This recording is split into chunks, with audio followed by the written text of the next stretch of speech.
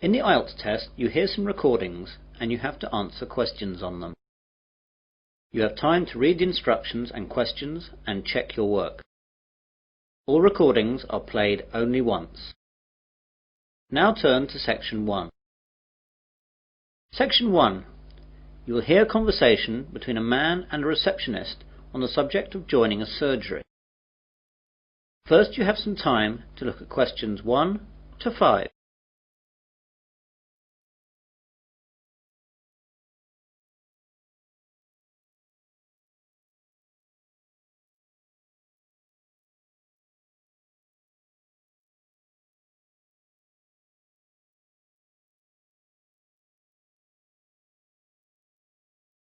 You will see that there is an example. This time only, the conversation relating to this will be played first. Hello, I've just moved to Melbourne for a new job and I've been advised to register with a new doctor for my family and myself. I think that this surgery is the nearest one to where I live. What's the name of the road that you live in, sir? Dawson Road.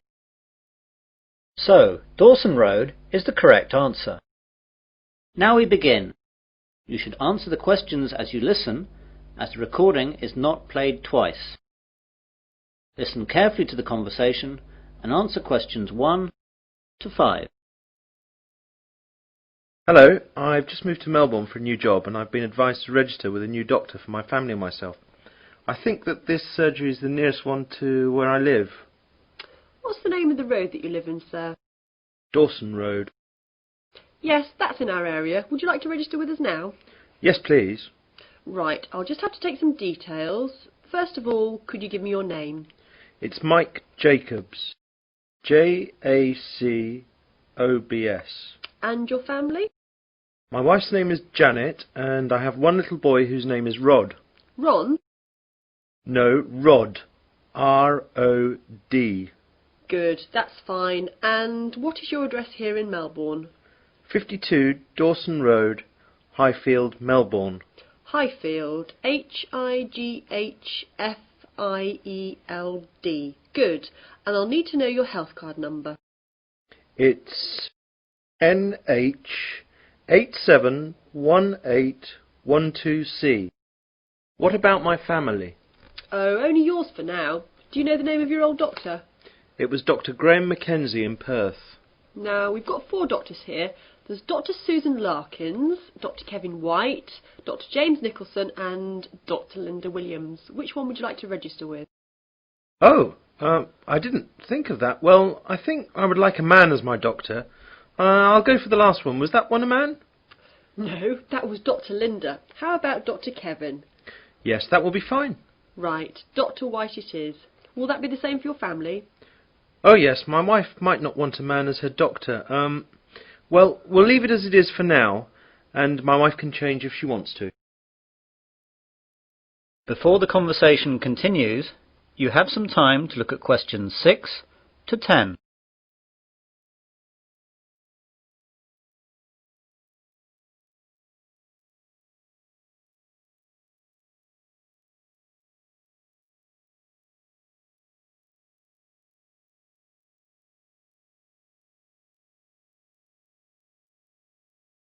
Now listen carefully and answer questions 6 to 10.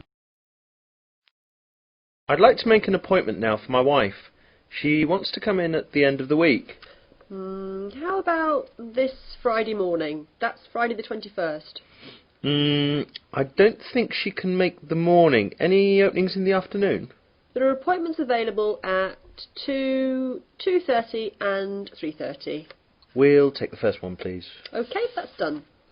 Oh, and what shall my wife do if she wants to switch doctor? She can just give us a call here. Do you want to take the number down? Yes, please. It's 72539829. Can you give me your name, please? My name's Angela, but there are 2 other girls who might be on duty as well. Their names are Elizabeth and Rachel, but it doesn't matter who's on duty. Anyone can take care of it. Now, what do we do if we need to call out a doctor during the night? We've got a rotation system with the doctors in the area. There's a mobile number you can call and that'll get through to the doctor who's on duty. What's that number? It's 0506 759 3856. Got that. I didn't ask about any charges. Like all Australia, prescriptions have to be paid for at the chemist at the prevailing rate. Some things like vaccinations for travel and insurance report we make a standard charge for, and I can give you a price list for those. Consultations, though, are under the National Health Service, so they'll be free. Great. Well, that's all. Thanks and goodbye. Goodbye. That is the end of section 1. You will now have half a minute to check your answers.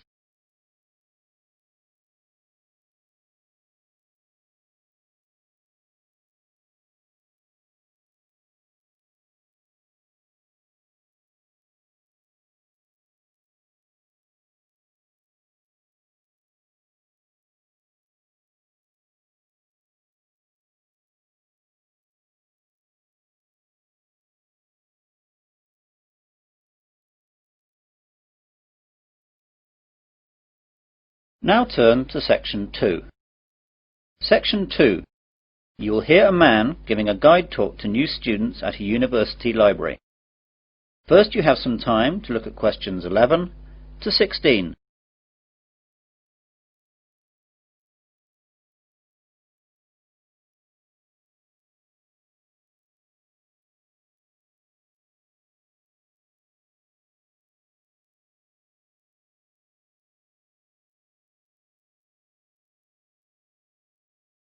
Now listen carefully to the guide talk and answer questions 11 to 16. Good morning, everyone. I'd like to welcome you all to Wesley University Library. This is a 20-minute tour around the library to show you all the facilities and all you'll need to know to start off your life here as a student at the university. What I'll start by doing is telling you about what you need to do to join the library. Then I'll briefly tell you about our facilities, and then I'll guide you quickly round and show you everything. So, to join the library, you need to go to the reception between the hours of 9 AM and 5 PM.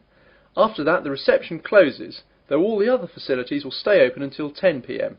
At the reception, they'll give you an application form. After you fill that in, you'll have to give us the fee of £5, which you have to give us every year that you're a member of the library. We will also need to see your university card to confirm that you're a student of the university. And finally, we'll need 2 passport photos, one for our records and the other for your library card. You will need to do all this as soon as possible so you'll be able to use the facilities at once. I'm sure your workload will begin to build up soon. Now, let me tell you a bit about the facilities. The library opens daily from 8 AM to 10 PM, though, as I told you earlier, the reception operates only between the hours of 9 AM and 5 PM. Although this is extended to 6:30 PM on Fridays to give students more time to organise their book requirements for the weekend. The reception is closed on Sundays. Undergraduate students are permitted to take out 4 books at any one time, and each book may be borrowed for a period of 2 weeks.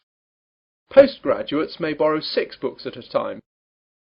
Borrowing time can be extended by a period of 1 week per book if the student comes into the library in person with the book in question so it can be re-stamped. We do not renew book borrowing over the phone. If you are late in returning any book, then you will be charged a fine of £2 for every week that you are late. You won't be able to take out any other books until this fine is paid. This is not a method of earning money for the library, but merely what we have to do to ensure that all students have access to all the books that they will need. You now have some time to look at questions 17 to 20.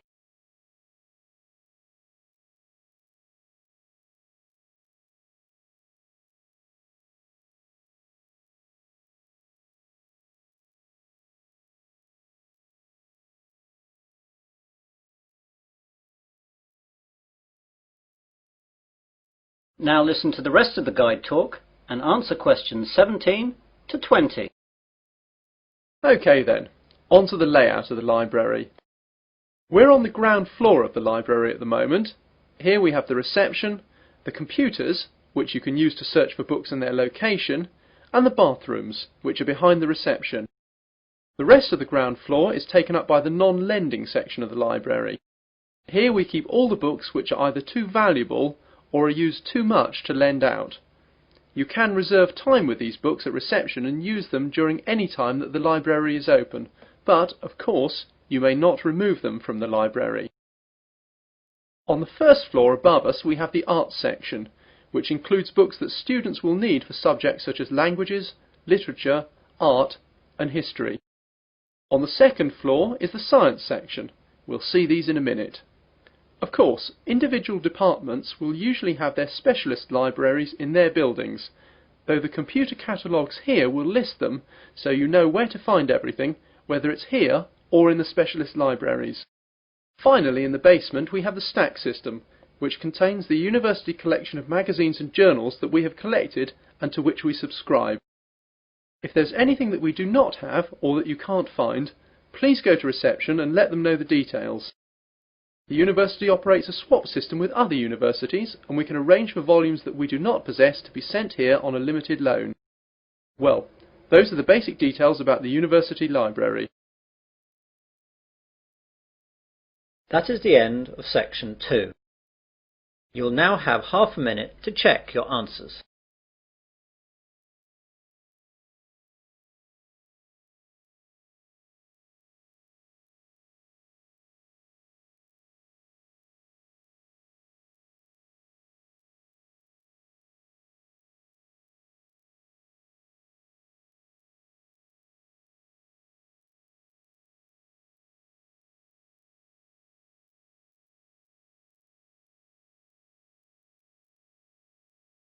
Now turn to section 3. Section 3. You will hear a tutor and 3 students discussing their work. First, you have some time to look at questions 21 to 27.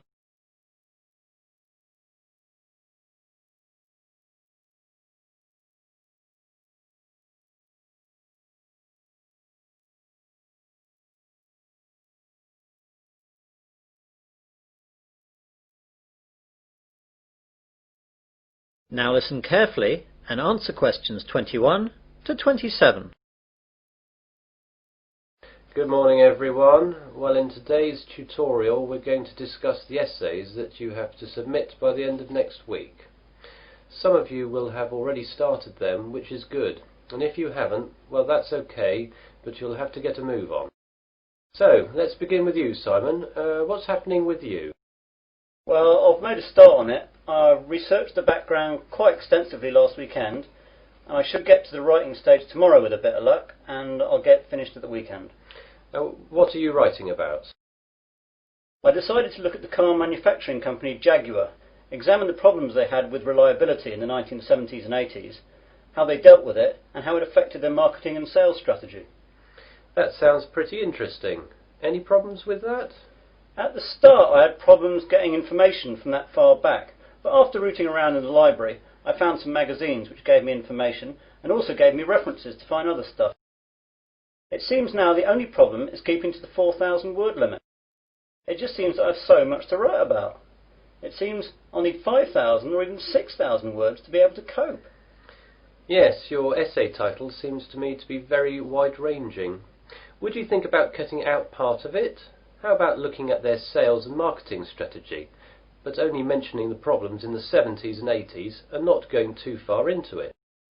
That's a good idea. That will make it much easier to handle. By the way, how do you want us to hand in our work? Do you want us to drop in a hard copy to your office? You could do that, but I'd prefer it if you just emailed it to me as an attachment. You've all got my address. If not, give it to the secretary, clearly marked that it's for me. Right, Jennifer, how about you? I've not really got going on it yet, but I have decided on a subject. I'll try and do some research during the rest of this week, and I should get writing this weekend. Okay, what are you writing about then? I want to look into how supermarkets use market surveys to develop their products. Will you have enough time to find out what sort of things that the supermarkets do? You won't have much time for that. It should be okay. I've had a look in the stack system in the library and I found a magazine that surveyed all the UK major supermarkets and a trade publication that analysed the same things in Canadian supermarkets. Be careful about using their conclusions too much. The university takes a tough stance on plagiarism. Make sure you properly list where you get your information from in a bibliography and try and do your own analysis. Get going too, as that analysis will take a bit of time. Okay, thanks. You now have some time to look at questions 28 to 30.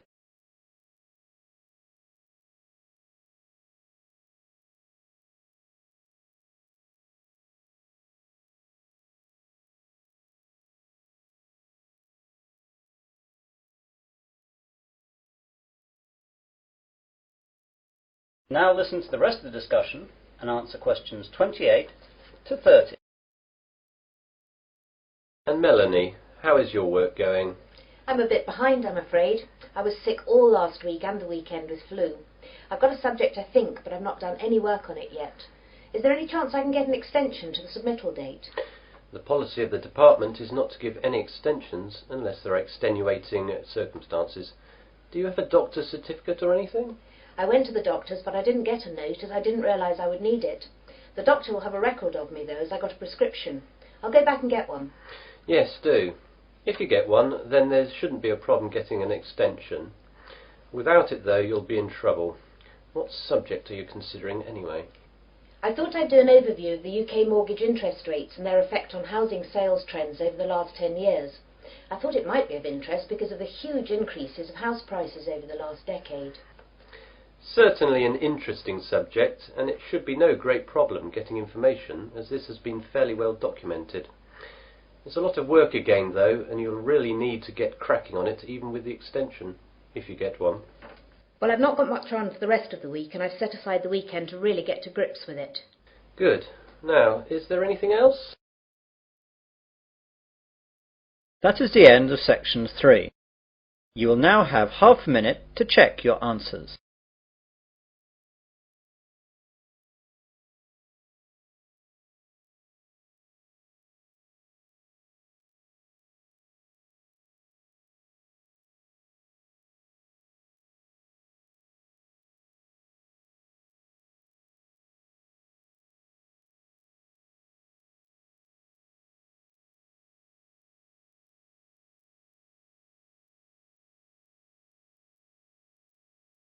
Now turn to section 4. Section 4. You will hear part of an Earth Sciences lecture. First you have some time to look at questions 31 to 40.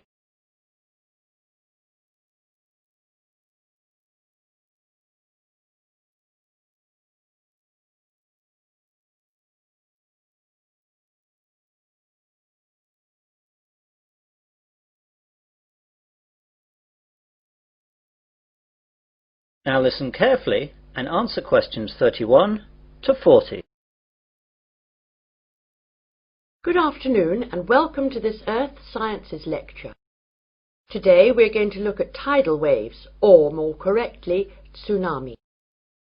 Deep below the ocean's surface, tectonic plates collide, and every once in a while these forces produce an earthquake.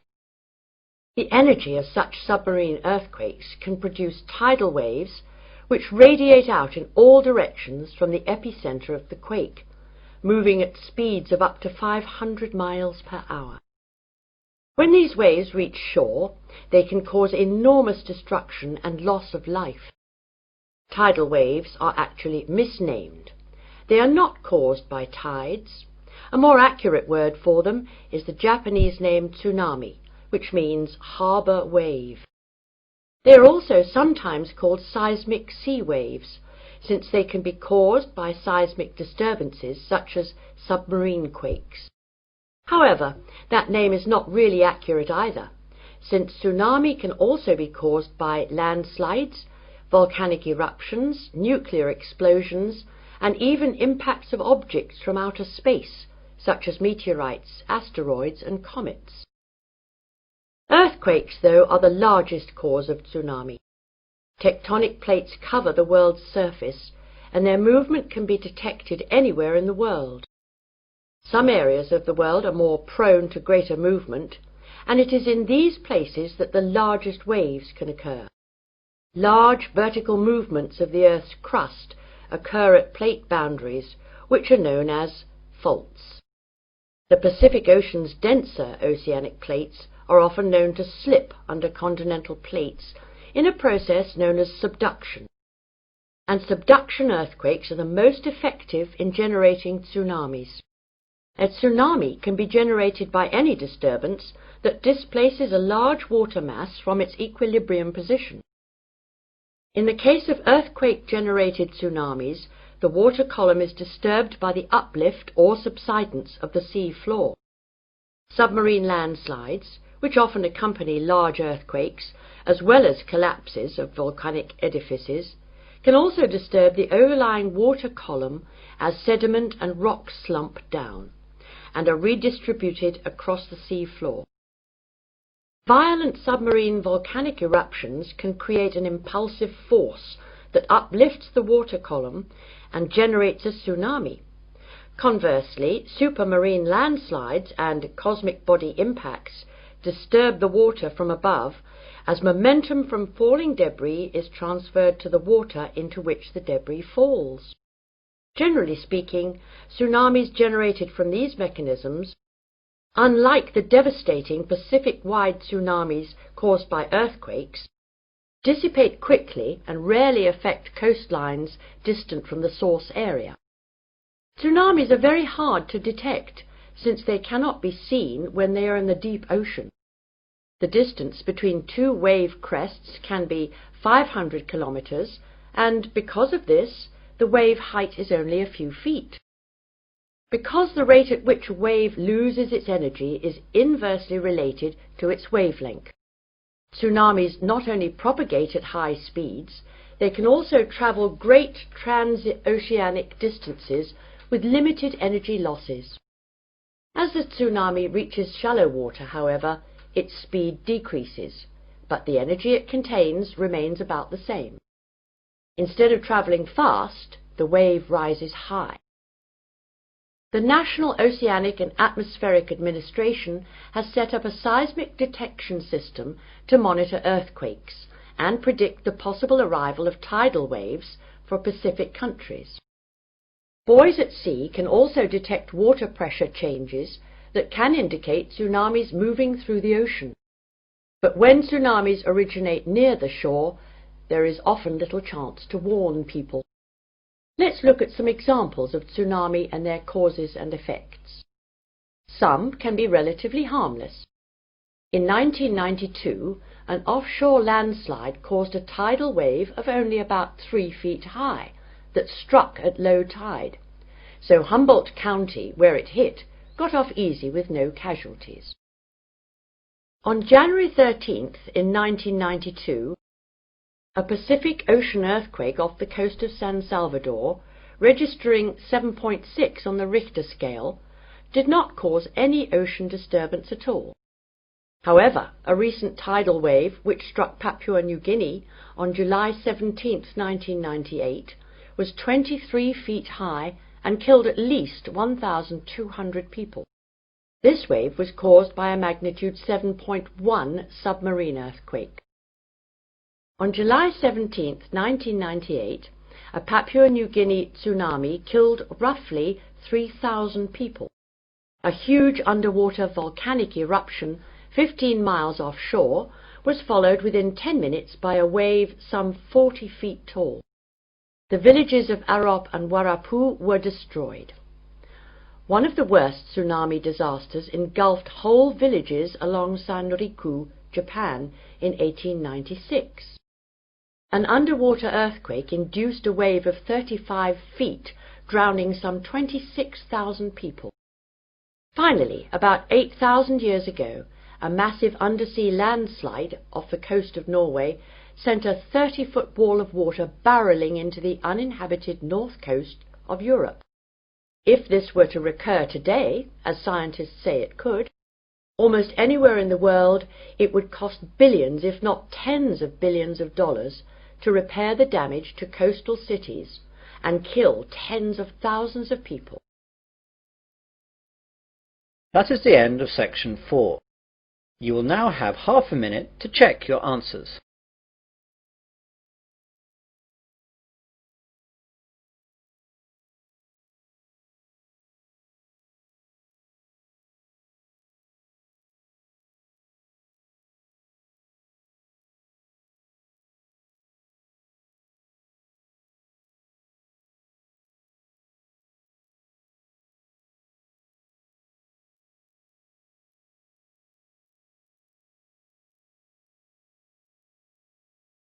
That is the end of listening test 4. In the IELTS test, you would now have 10 minutes to transfer your answers to the listening answer sheet.